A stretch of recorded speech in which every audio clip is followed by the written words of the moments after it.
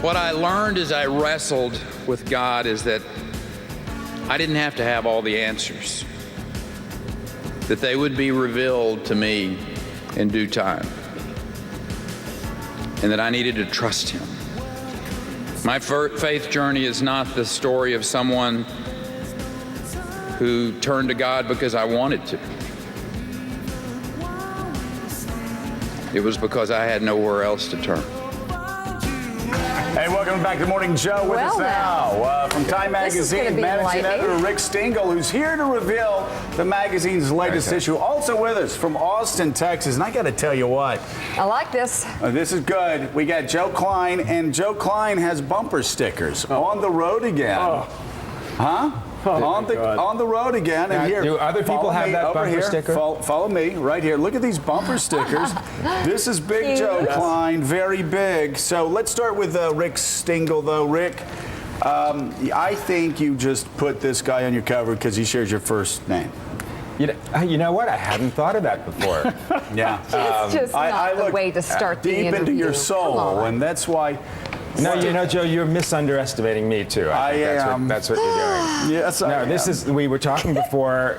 Rick Perry is on our cover. We did the first interview with him since he declared a beautiful cover portrait by the great portrait artist Platon. We love him. We talked about this again. before. You know, Platon asks whoever he's shooting what their favorite Beatles song is, and do you want to guess what Rick Perry's? I told Joe, you can't guess. What did he say? Hound dog? Here comes the sun. Oh, stop that. That is Carl, that is. Oh, you read the thing already. That is awful. That is so unfair. All right, good acting. So how does this reveal the soul of Rick Perry? So Rick Perry, Mark Halpern and I talked to him. David Vondrelli wrote our very good story, and I think Rick Perry is onto something. I think he's tapping into something in the Republican electorate, particularly the primary electorate, something that hasn't been out there before. He's sort of like the gunslinger who walks into the saloon and changes everything, and that's definitely what happened. You do think that I am not giving him credit that he deserves? I think you're not giving him credit that he deserves. What are you doing? What am I doing? Yeah, what are you He's doing? a big Rick Perry fan. Yeah, what are you doing? I'm just saying, we all want an interesting race, don't we? Okay. So Joe Klein, I think it is fair to say that I have been tough on Rick Perry.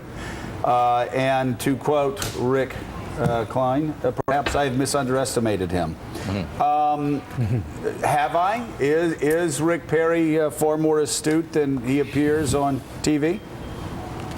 Geez, I don't know. I mean, it's really early You're yet. You've talked to him. Come on, Joe, tell us. Is he more formidable? No, I haven't talked to him. That was Mark and Rick Stengel. But Never mind. There are two sides of this coin. You look at that debate on Monday, as I did in Laredo, Texas, with a bunch of Texas Republicans who aren't sure that he should be president. On the one hand, he's making clear statements, like he's saying Social Security doesn't work. And I think Republicans respond to that. On the other hand, he doesn't have a second act. When someone says to him, when he gets to the vaccination of girls, against sexual transmitted diseases, when Michelle Bachmann goes up in his face, his reaction is deer in headlights, right? Yeah. And so, and so.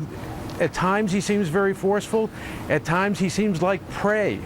Rick Stingel, he also said that Social Security was unconstitutional. Well, we asked him. He also said that Americans should not vote for senators, that state legislators should put senators in. How does he get past that? That's what the founders said, Joe. Well, it got changed for a reason. Well, okay, I'm just saying. So we asked him about the HPV 1912? virus, for example, the vaccine. So he said, you know what, I made a mistake. I made a mistake by doing it by executive order. I should have taken it to the legislature, but I'm not apologizing for inoculating the girls in my state against a terrible disease and cancer. I'm fighting for that. We asked him, I thought, okay, he's going to start modulating his views. And I said, you called President Obama a socialist? And he said, well, yeah, I still think he's a socialist. That's the headline, still a socialist. But the thing is, he has a fast learning curve.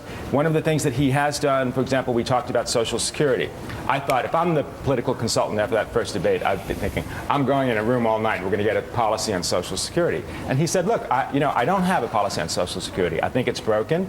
It's a pay-as-you-go system, which he calls as a Ponzi scheme. We're going to figure it out. There's a kind of confidence that he has in his own persona, in his own view, and in himself as a representation of disenchanted voters that I think is interesting and fresh. Is he Huey Long? Could I throw in here? Long? I don't know about that. I'm asking. I don't know. Oh, I don't. I mean, I don't. Do you see any think parallels? I don't think he's like that. I think he's got some. He has to evolve some policies. You know, we've all covered presidential candidates, right? They have a repertoire. He doesn't have his repertoire yet. He's learning that, and we'll see. Well, you know, Joe Klein, Rick said that Perry has a confidence. That what was it that he said? Unique. He has a comfortableness in his own skin that almost nobody else in the Republican Party up there has. I think, Joe, one of the biggest problems, Joe Klein, with our last two presidents have been at times perhaps they've been a bit too confident in their abilities. Well, you know, the other major advantage that Rick Perry has is that he's running against Mitt Romney. And if Mitt Romney, I just saw that clip of Romney saying that, you know, Romney Care was only about covering 8% of people in Massachusetts. It was a mandate. It was a 100% mandate. And if he thinks he's going to pull that nonsense on the American people or on us, he really thinks we're much stupider than we are. Mike Barnacle, are we much stupider than we are? Yes, we are. We have been for some time. The thing about Rick Perry, I never spent any time with him, so I have no feeling for what he is as a candidate on a stage or on the stump. But the larger question that bothers me a bit, actually more than a bit, is the party itself, the base of the party itself.